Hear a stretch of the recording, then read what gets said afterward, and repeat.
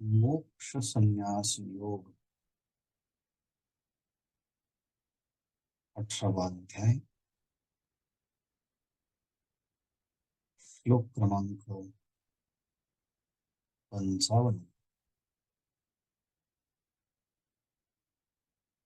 आणि ओवी क्रमांक 1234 इथपासून आजच्या क्रमिक चिंतनाला आरंभ करतात.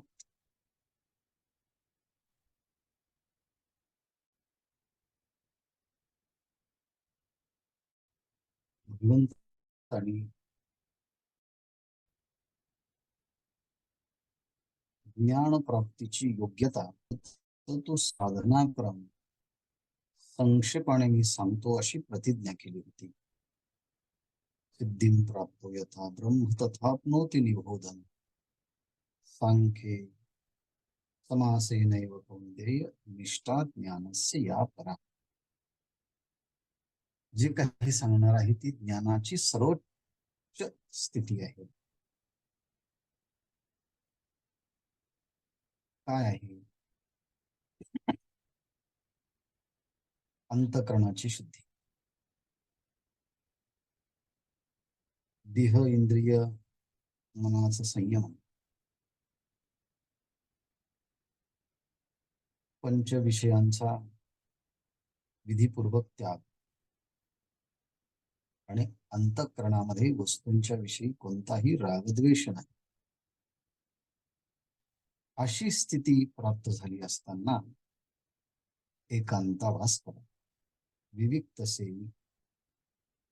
तिथे गेल्यानंतर आहार अल्प असावा.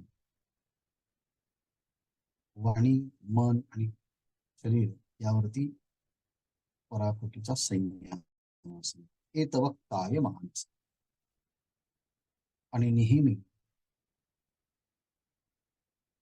एकाग्रतेसाठी योग आणि साक्षात्कारासाठी ध्यान नेहमी कर. आणि ही सगळी साधना वैराग्याच्या पृष्ठभूमीवरती करा, वैराग्याचा आधारावर. ध्यान योग परो नित्यम वैराग्यम समुपाश्च. परंतु हे सगळं करत असताना देहाचा अहंकार नसावा, इंद्रियांच्या विषयी भोगाचं बल नसावं, अनात्म्याचा तादात्म्य अहंकार नसावा, काम आणि क्रोध परिग्रह यांचा त्याग केलेला असावा, ममत्वरहित शांत अंतःकरणाचा ब्रह्मस्वरूपाच्या पात्रतेसाठी तो योग्य बनतो. अशी ब्रह्म प्राप्तीची योग्यता झाल्यानंतर अंतःकरणातून प्रसन्नता अभिव्यक्त व्हायला लागते. मनुष्य आतून सुखी, समाधानी, प्रेमळ, सद्गुणी असेल तर ते सगळे अंतःकरणातले जे सद्गुण आहेत त्याची अभिव्यक्तीचं साधन आपल्याकडे वाणी आहे. मग वाणीतनं ती सत्यता, ती प्रेमळता, तो आदरभाव, तो समर्पण भाव, तो आपुलकी बाहेर पडत असतो. म्हणजेच आपण आतमध्ये कसं आहोत हे बाहेर पडण्याचं माध्यम म्हणजे वाणी.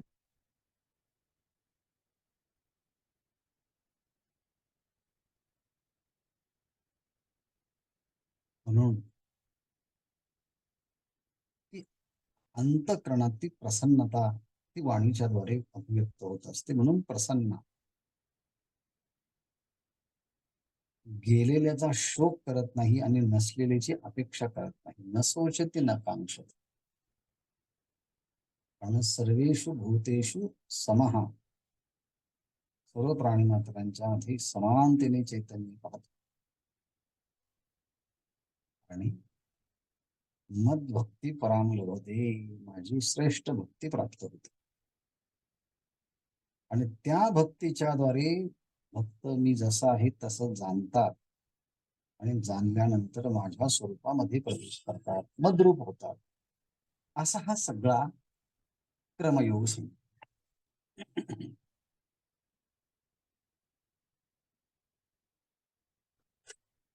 या 5 श्लोकाच्या मधून हा एक प्रकारचा क्रमयोगाचं प्रतिपादन केलेलं आहे.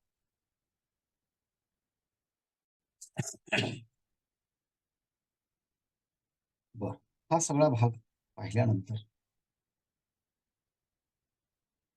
का ज्ञानेश्वर महाराजांनी आत्मस्वरूपाच्या संबंधाने एक सिद्धांत सांगितला असा, म्हणून माझ्या ठाई जाचावे न लगे काय, माझ्या स्वरूप साक्षात्कारासाठी कोणत्याही प्रकारची परिश्रम आणि कष्ट करण्याची गरज नाही. जाचावे, काही न लगे, काही प्रयत्न करावा लागत नाही. हे मुख्य वाक्य. माझ्या ठाई जाचावे न लगे काय, मला प्राप्त करण्यासाठी कोणताही उपाय, कष्ट करण्याची गरज नाही. पण लगेचच खालचं वाक्य आहे, मी लाभी ये उपाय, मी मात्र ह्या उपायांच्या द्वारे प्राप्त होतो. त्या 51 ते 55 या श्लोकाच्या माध्यमातून जी साधना सांगितली, त्या साधनेच्या द्वारे भगवंत म्हणतात, मी लाभे, मी त्यांना प्राप्त होतो. कशाने होतो? ई उपाय, ह्या उपायांच्या द्वारे. कसे उपाय आहे? ये साचची उपाय. हे सगळे उपाय जे आहे ना, ते साच आहे, खरे आहे त्या उपायांच्या.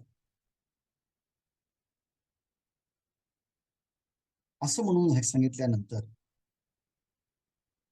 परमात्मा हा स्वयंसिद्ध कसा आहे हे सांगण्याकरता पृथ्वीच्या पोटामध्ये असणारी अनेक प्रकारच्या खाणी आहे, रत्न आहे, सोनं आहे, काष्टामध्ये अग्नी आहे, गाईच्या काशेमध्ये दूध आहे. हे कोणी काही निर्माण करू शकत नाही. गाईच्या काशेतलं दूध कोणी निर्माण करू शकत नाही. अग्नीमध्ये काष्टामध्ये असणारे अग्नी कोणी निर्माण करू शकत नाही. पृथ्वीच्या मधले साठे कोणी निर्माण करू शकत नाही. ते स्वयंसिद्धच आहे. पण त्या सिद्ध असणाऱ्या तत्वापर्यंत पोहोचण्यासाठी मात्र प्रयत्न करावे. वसुधेच्या म्हणजे वसुंधरेच्या पोटामध्ये अनेक खनिज द्रव्य धातू जरी असले तरी तिथपर्यंत जिथे धातू आहे तिथपर्यंत जाण्यासाठी बाहेरची माती, खडक, वाळू, मुरुम ह्या काढाव्या लागतात. हा त्यासाठी प्रयत्न. आणि पाण्यापर्यंत पोहोचलं की आपल्याला सहज पाणी प्राप्त होतं, असा सिद्धांत सांगितला. आणि भगवत स्वरूपाच्या स्थितीपर्यंत जाण्यासाठी हे उपाय सांगितले. आणि ह्या उपायाच्या द्वारे साध्य प्राप्त होत. आणि हे सांगितलं असताना पुन्हा उपाय सांगतात. कारण एक आहे, गीतेच्या अर्थामध्ये मोक्ष प्राप्तीचे उपाय हे निश्चित साठवलेले आहेत.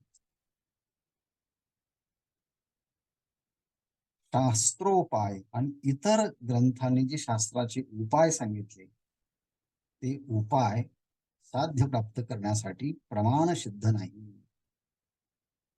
नव्हे प्रमाण सिद्ध. मग साधनेचा प्रयत्न कशासाठी असतो? जसं आभाळाची फेरी वाऱ्याच्या प्रभावानं फक्त ढग बाजूला, त्याच्या वाचून सूर्या ते न घडी, त्या प्रयोजना वाचून सूर्याला कोणीही निर्माण करू शकत नाही, तो स्वयंसिद्ध आहे. पण त्यावरती येणारे प्रतिबंध दूर करण्यासाठी प्रयत्न आहे. किंवा एखाद्या नदीवरती पाणी आहे पण शेवाळाला असेल तर ते शेवाळ इतरांच्या सांगण्यानुसार ते बाजूला करावं लागतं. आणि ते केलं की अति बाभोळ धाडी तो येणं करी. मग हाताच्या द्वारे बाभूळ धाडी याचा अर्थ आहे ते शेवाळ आहे, गोंडाळ आहे, ते हाताने दूर केलं जातं. तो येणं करी, पाणी मात्र कोणी उत्पन्न नाही. हे दोन दृष्टांत दिले. एक ढगाचं आणि सूर्याचं दिलं. त्याचप्रमाणे शेवाळाचं आणि पाण्याचं उदाहरण.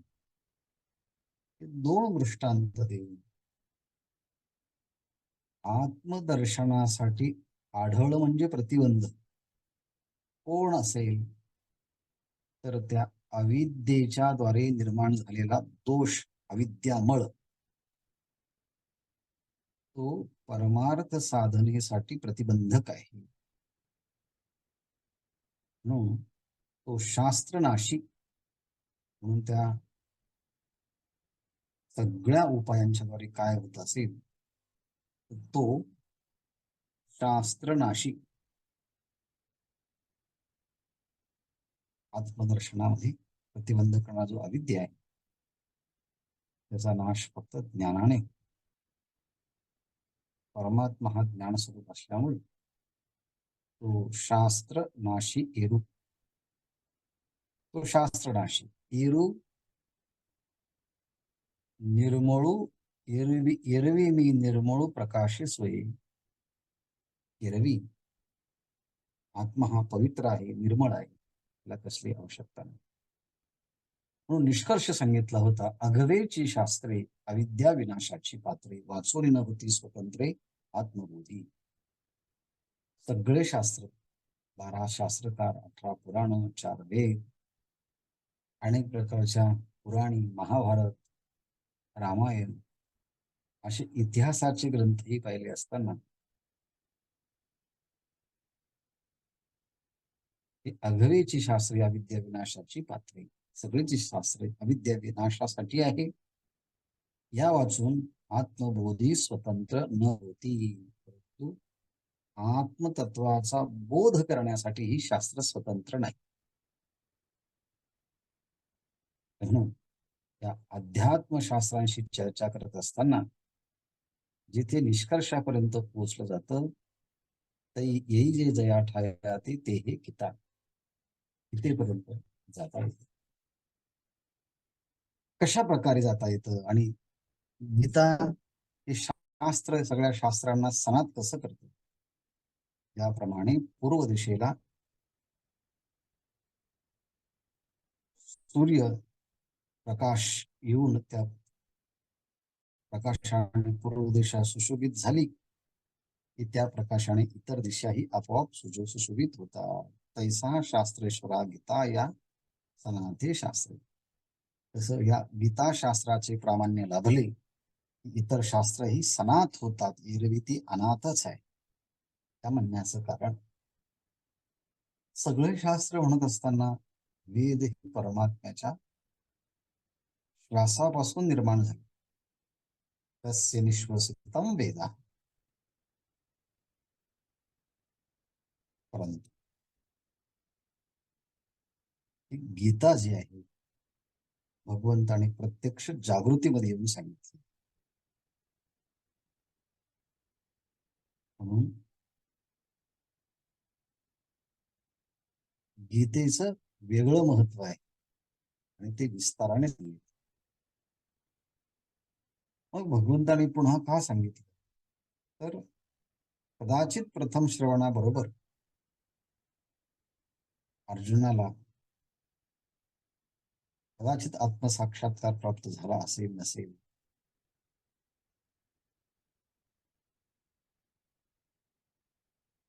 प्रथम श्रवणासाठी अर्जुना विपाय हे फावे. प्रथम श्रवण तत्वाचा बोध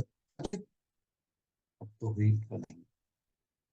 हा भाव सकळे धरुणी श्रीहरी. भविष्यामध्ये सुद्धा इतरांना या प्रश्नाचा जो काही प्रभाव आहे त्याचं ज्ञान होणं आवश्यक. म्हणून भावो सकणव धरुणी श्रीहरी. श्रीहरी सकणव भाव धरुणी. परमात्म्याने हा निर्मळ पवित्र हा भाव निश्चित अंतःकरणामध्ये धरला. तेची प्रमेय एक वेळ शिष्य व्हावया आढळ सांगत असते मुकुळ मुद्रा. ते प्रमेय एक वेळ शिष्य आढळ व्हावया. तेच जे प्रमेय आहे गीतेच, ते गीतेचे प्रमेय शिष्याच्या अंतःकरणामध्ये शिष्य म्हणजे शिष्याच्या ठिकाणी आढळ व्हावया. एखादा सिद्धांत अनन्य भावाने शिष्याने ऐकला तर तो सिद्धांत त्या शिष्याच्या अंतःकरणामध्ये कायम घर करून राहतो. पुन्हा तिथून तो ढळत नाही. शिष्य अढळ व्हावया. शिष्याच्या अंतःकरणामध्ये झालेला बोध तो पुन्हा आपल्या जागेवरून ध्येयापासून विचलित होऊ नये. तेची प्रमेय एक वेळ शिष्य व्हावया आढळ सांगतसे मुकुळ मुद्रा. तेच एकदाच ते प्रमाण शिष्याच्या ठिकाणी आढळ व्हावं याकरता भगवंत सगळा भाव एकत्रित करून संक्षेपाच्या चिन्हाने सांगण्याकरता प्रवृत्त होता.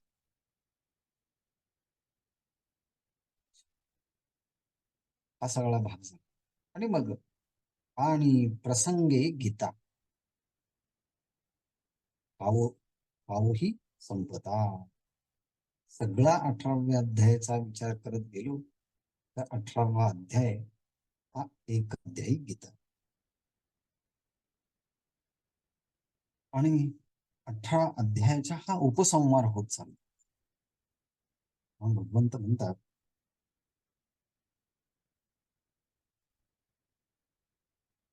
गीता प्रसंगे हा ठावोही संपता. गीतेच्या प्रसंगाचं वर्णन जर केलं तर आता हा 18वा अध्याय यामध्ये आपण प्रवृत्त झालो. 55 श्लोकाच्या मध्ये ठावोही हा संपता. परंतु हा जो शेवटचा मुक्काम आहे तो शेवटचा मुक्कामही आता संपलेला. प्रसंगे गीता ठावोही हा संपता. हा ठावोही संपता म्हणून दावी अद्यंतता एकार्थत्व. प्रसंगे गीता ठावोही हा संपता. प्रसंगोपात हा 18व्या अध्याय समाप्त होत चाललाय. त्यामुळे विषयी समाप्त होत चाललाय. आणि म्हणून दावी पुन्हा तो विषय संक्षेपाने सांगायचा आहे. कारण का आद्यंता एकार्थत्व. आदि अंतता एकार्थत्व. अर्थात या भगवद्गीतेला जेव्हा प्रारंभ झाला तो आदि आणि आता त्याचा समारोप करणार आहे अंती. अर्थात प्रारंभ आणि शेवट, आदि आणि अंत यांची एक वाक्यता व्हावी याकरता झालेलाच विषय पुन्हा ज्ञानेश्वर महाराज प्रतिपादन करतात. प्रसंगे गीता ठावोही हा संपता म्हणून दावी अद्यंतता एकार्थत्व. आता तो आदि अंती म्हणजे उपक्रम आणि उपसंहार ह्या दोन्हींच्या ठिकाणी एक वाक्यता कशी आहे. म्हणजे जे आम्ही आतापर्यंत सांगितलं त्याचाच आता आम्ही उपसंहार करत आहोत. ज्याचा उपसंहार केला ते आधी अगोदर सांगितलं गेलं.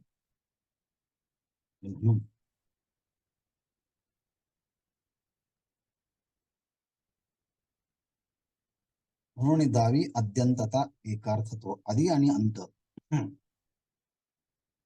या ग्रंथाच्या मध्ये असणारी एक वाक्यता कळावी यासाठी हा सगळा प्रपंच.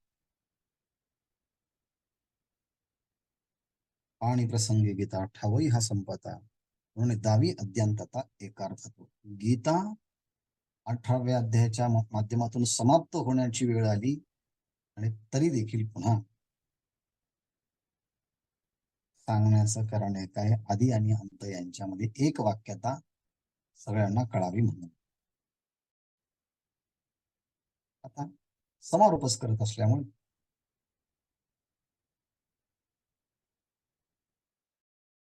कसा होतोय तो पहा.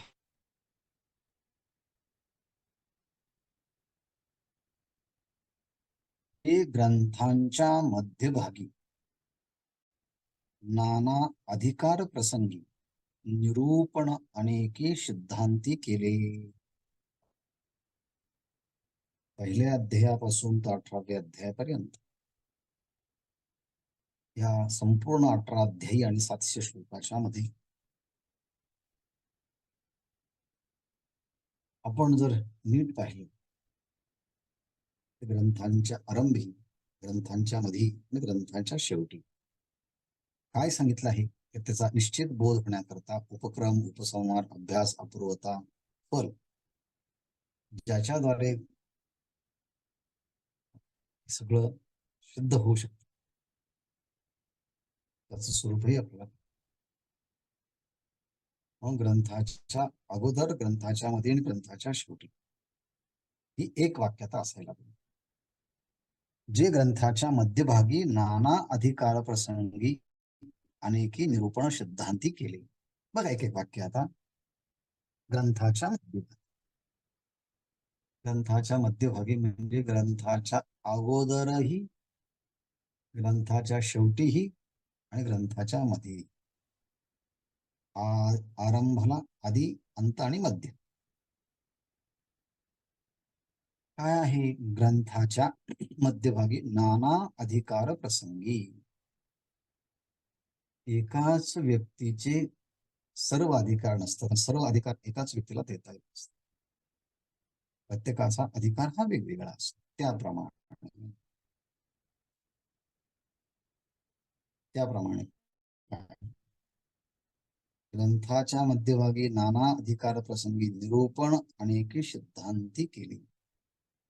अनेक प्रकारचं निरूपण, अनेक प्रकारच्या, अनेक प्रसंगाने या सिद्धांताचं निरूपण केलेलं आहे.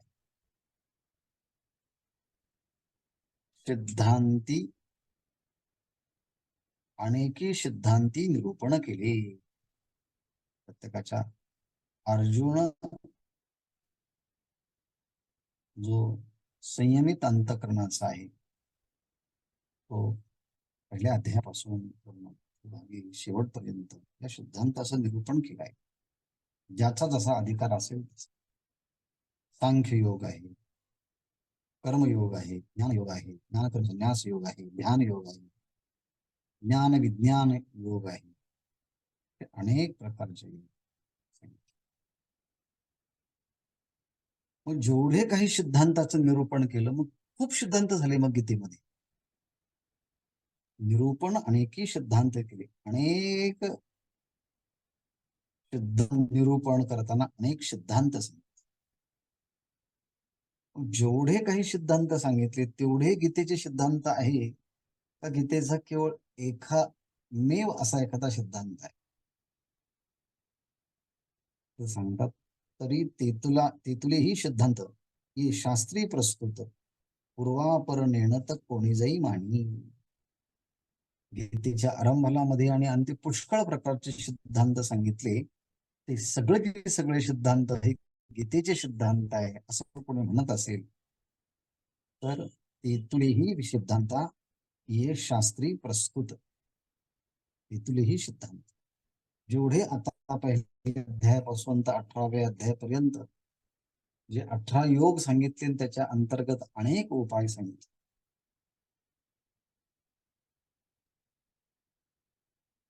ते सगळे सिद्धांत असं कोणी जर म्हणेल तर ती चूक होईल.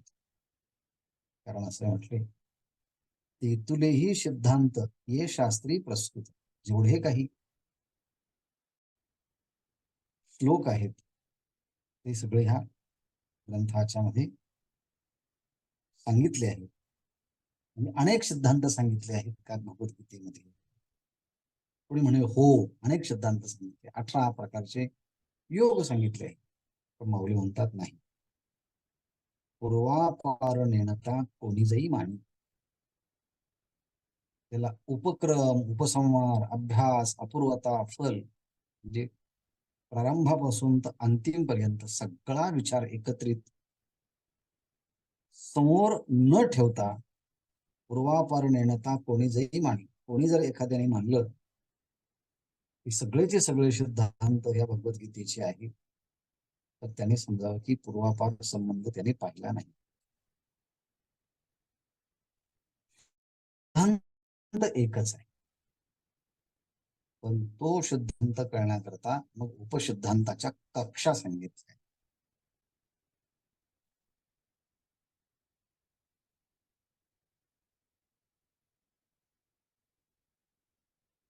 ज्ञानेश्वर महाराजांचा पालखी सोहळा 29 तारखेला प्रस्थान करत आहे,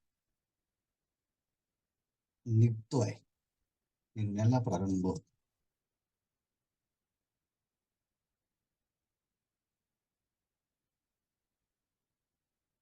आणि आळंदीमध्ये तो पालखी सोहळा सुरू होतो. पण आळंदीमध्ये येणं हा मुख्य भाग जरी असला तरी आळंदीमध्ये येण्याचे मार्ग मात्र अनेक छोटे छोटे. अनेक जरी मार्ग असले तर सगळे मार्ग जेव्हा ज्या दिशेला येतात त्या दिशेतून एकच रस्ता आहे. चाकणकडनं एक रस्ता आहे, ना वडगावकडनं एक रस्ता आहे, मरकळकडनं एक रस्ता आहे, पुण्याकडनं रस्ता आहे, दिघूकडनं रस्ता आहे, सगळे रस्ते. माऊलींच्या मंदिरामध्ये प्रवेश करताना मात्र एकच रस्ता, एकच द्वार आहे. आळंदीमध्ये येताना मग काय, महासिद्धांताचा आवाज म्हणून सगळ्या शास्त्राच्या मध्ये असणारा जो काही महासिद्धांत आहे, कोणता आहे तो पुढे सांगणारच आहे. त्या महासिद्धांताचा आवाका सिद्धांत कक्षा आणि सिद्धांताच्या कक्षा ज्या आहेत त्या अनेक जरी असल्या, महासिद्धांताचा आवाका लक्षात घेतला, तो कळावा म्हणून बाकीचे त्याला उपोद्बलक म्हणून छोटे छोटे सिद्धांत सांगितले. आता जे मागे सांगितलेले सिद्धांत आणि आता जे सिद्धांत, हा सगळा मागच्या विषयाचा समारोप या विषयाला तो भिडवून आता खऱ्या अर्थानं गीता सांगता पूर्ण करायची आहे. आरंभ देखा संभवतो असे. काय आरंभ? महासिद्धांताचा आवाका, सिद्धांत कक्षा आणि का भिडवणी, आरंभ भिडवणी देखा संपवित असे. अगोदरपासून आणि आतापर्यंत उपक्रमादी सांगितलं, ते उपसंहारा सांगितलं, म्हणून सगळा उपक्रम आणि उपसंहार एकत्रित भिडवून एकत्रित आणून हा ग्रंथ अर्थात श्रीमद भगवद्गीता ज्ञानेश्वरी जेवढं काही सांगावयाचं होतं तेवढं आता सांगून आता संपवित आहे. महासिद्धांताचा अवाका, महासिद्धांताचा जो अवाका आहे तो कळावा ह्या करता सिद्धांत कक्षा अनेक सिद्धांताच्या छोट्या छोट्या कक्षा वर्ग सांगितलेले आहे. पण आता मग प्रारंभाला आणि अंतिम हे दोन्ही सिद्धांत सारखे कसे आहेत या करता दोन्ही विषय एकत्रित भिडवून आणून हा सगळा विषय आता मी समाप्त करत आहे, संपवत आहे म्हणून सांगितलं.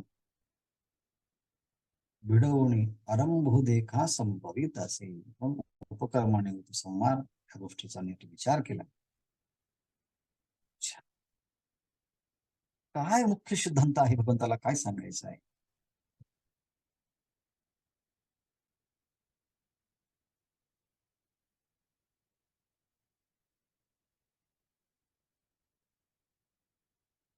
या ज्ञानेश्वरीमध्ये, या भगवद्गीतेमध्ये, या अध्यात्मशास्त्राच्या ग्रंथामध्ये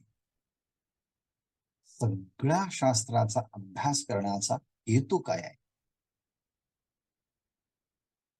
कशासाठी हे सगळं करायचं आणि सगळ्या शास्त्राचं प्रयोजन नेमकं कुठपर्यंत आहे. त्याचा विचार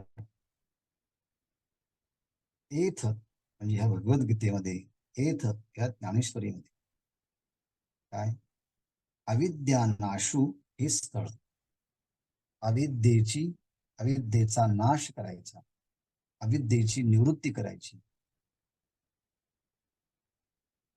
त्याला म्हणायचं अविद्येची निवृत्ती करणं हा ग्रंथाचा विषय आहे.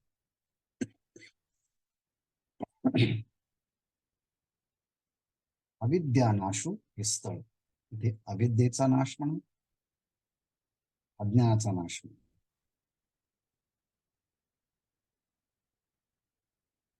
मायेचा नाश म्हणून, प्रकृतीचा नाश म्हणून. तर इथे आहे अविद्यानाश, अविद्येचा नाश करणं, अज्ञानाचा नाश करणं हे स्थळ आहे, हा विषय आहे. ज्ञानेश्वरीचा विषय काय आहे, अज्ञानाची निवृत्ती करणं, अज्ञानाच्यामुळे होणाऱ्या भ्रमाची निवृत्ती करणं हा मुख्य विषय आहे. अविद्यानाशु हे स्थळ, अविद्येची, अज्ञानाची, प्रकृतीचा नाश करणं, पाद करणं हा ज्ञानेश्वरीचा मुख्य विषय. मग अज्ञानाची निवृत्ती करायची का फक्त, तर नाही, तेने मोक्षोपादान फळ, अविद्येची तर अविद्येचा नाश करायचाच, अविद्येचा नाश करून आणखी एक फळ आहे म्हटले, कोणतं, मोक्षोपादान फळ, मोक्षाची प्राप्ती करून घेणं हा एक भाग.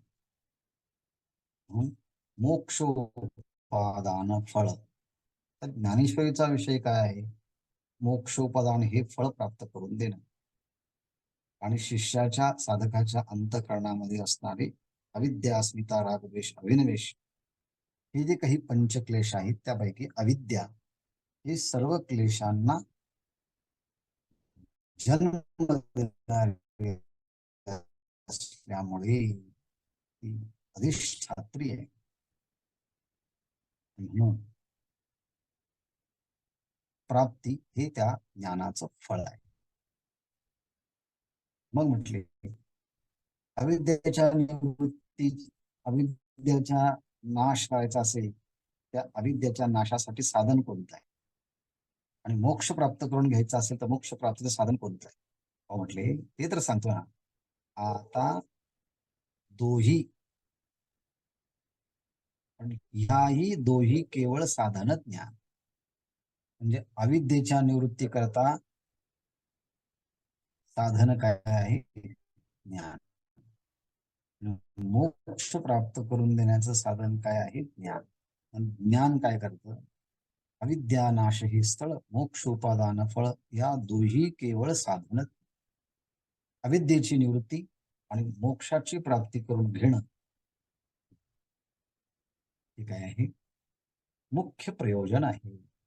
आणि त्याचं साधन कोणतं आहे म्हटले, या दोही केवळ साधन ज्ञान, अविद्येच्या नाशासाठी केवळ साधन ज्ञान, मोक्षाच्या प्राप्तीसाठी केवळ साधन ज्ञान, असं या प्रकारे अविद्यानाश हे स्थळ, मोक्षोपादान फळ या दोही केवळ साधन ज्ञान.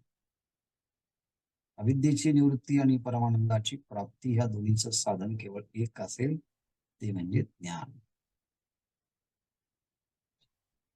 काय आहे ज्ञानेश्वरीच्या मुख्य प्रतिपादनाचा विषय कोणी विचारलं, what is the conclusion of entire Dnyaneshwari,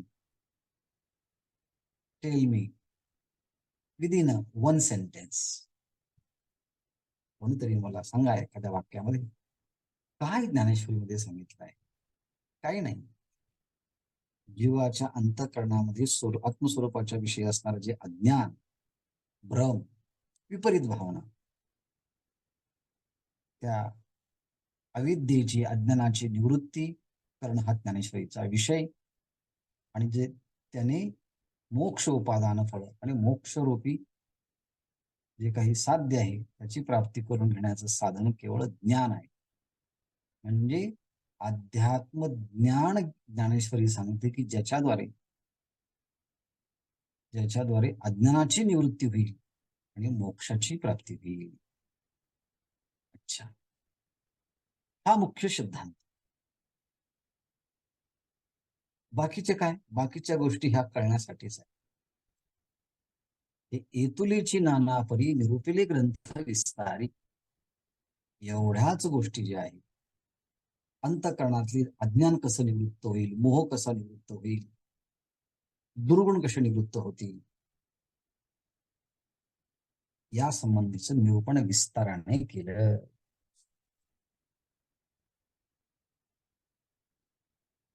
अविद्येची निवृत्ती, मोक्षाची प्राप्ती कशी होईल आणि दुनिला साधन ज्ञान कसं आहे, त्या ज्ञानाची जबाबदारी घेतली. हे एतुलेची नाना परी निरूपिले ग्रंथ विस्तारी, हेच आहे केवळ अध्यात्म ज्ञान सांगणार, ज्या ज्ञानाने अविद्येची निवृत्ती आणि मोक्षाची प्राप्ती होणं, हाच मुख्य ज्ञानेश्वरीच्या ग्रंथाचा विषय आहे. आणि हेच अविद्येचा नाश प्राप्त करून देणारं ज्ञान आहे. इतुलेची नाना परी निरूपिले ग्रंथ विस्तारी, एवढंच अध्यात्म ज्ञानच आहे. ग्रंथ विस्तारी नाना परी निरूपिले, ग्रंथाच्या या विस्तारातून नाना प्रकाराने या सिद्धांताचं प्रतिपादन केलं आहे. अविद्यानाश हे स्थळ मोक्षोपादान फळ, या दुही केवळ साधन ज्ञान, इतुलेची नाना परी, थोडस विविध प्रकारानं निरूपिले ग्रंथ विस्तारी, या सगळ्या ग्रंथाच्या मध्ये विस्तारण हाच विषय सांगितलेला आहे. पण चला म्हटले, तोच विषय सांगितला आहे, तोच निष्कर्ष सांगितला काय आहे ज्ञानेश्वरीमध्ये. अविद्यानाश हे स्थळ मोक्षोपादान फळ, या दोही केवळ साधन, हा ज्ञानेश्वरीचा मुख्य विषय. आणि तोच विषय ग्रंथ विस्ताराने वेगवेगळ्या ठिकाणी सांगितले. मग आता काय, अर्जुन म्हणतो मौलींच्या मुखातून, ते आता दोही अक्षरी अनुवादावे. आता दोन अक्षरामध्ये, दोन तीन शब्दामध्ये जे काही तुम्ही सांगितलं त्याचा निष्कर्ष तुम्ही सांग. नाहीतर एखादा वक्ता बोलतो आणि बोलण्याचा काय निष्कर्ष आहे हे सांगायचं राहून जात. तसं भगवान परमात्म्याला अर्जुन म्हणतो, थोडक्यामध्ये आता तुम्ही जो क्रमयोग सांगितला, कर्मयोग सांगितला, ध्यानयोग सांगितला, तो थोडक्यामध्ये पुन्हा आम्हाला सांगा, की आम्हाला त्याचा बोध होईल आणि आमचीही अज्ञानाची निवृत्ती आणि परमानंदाची प्राप्ती रूपी मोक्ष प्राप्त होईल. आता तीच गोष्ट दोन वाक्यामध्ये पुन्हा म्हणतो ना.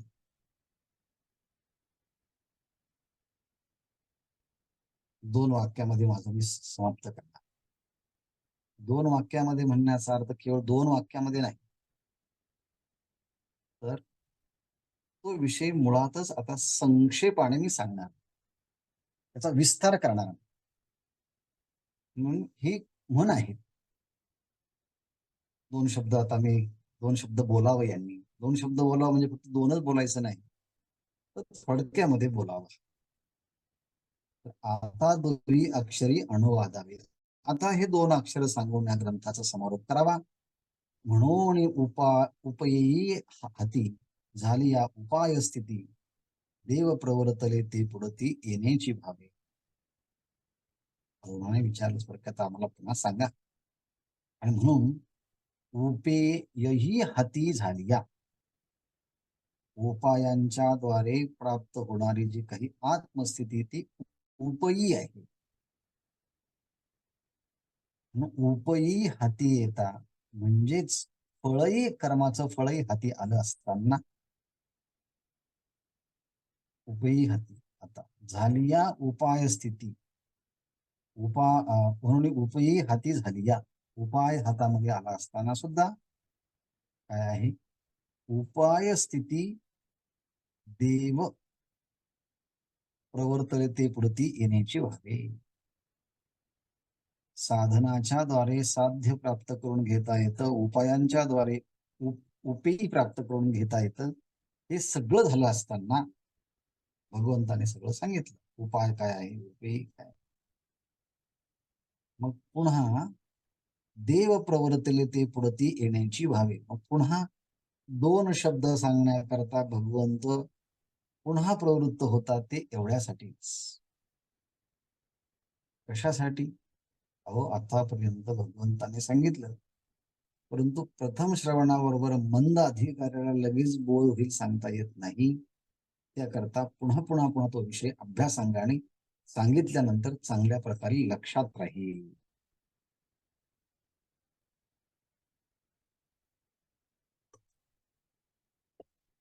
म्हणून पुन्हा मंद अधिकाऱ्याला तो बोध व्हावा आहे. आणि दुसरं आहे, उपक्रम आणि उपसंहार या दोन्हींच्या ठिकाणी असणारी एक वाक्यता, ती पण वाचकांना लक्षात यावी. म्हणून या दोन अभिप्रायाने भगवंतानी सांगितलेला भाव जो आहे पुन्हा सांगण्याकरता सुरुवात करतात. आता थोडक्यामध्ये सांगणार आहे. थोडक्यामध्ये सांगणार आहे म्हणजे खूप विस्तार करणार नाही. आणि मग आता इथून पुढे क्रमयोगाच्या द्वारे किंवा मागचा सगळा जो विषय सांगितला होता त्याचा पुन्हा आता मंद अधिकाऱ्याला बोध व्हावा आणि उपक्रम आणि उपसंहार यांची एक वाक्यताही लक्षात यावी, या सगळ्या ग्रंथाचं निरूपण केलं. सर्व कर्माण्यपि सदा पूर्वाणो मद्व्यपाश्रयः मत्प्रसादाद्वाप्नोति शाश्वतं पदमव्ययम्.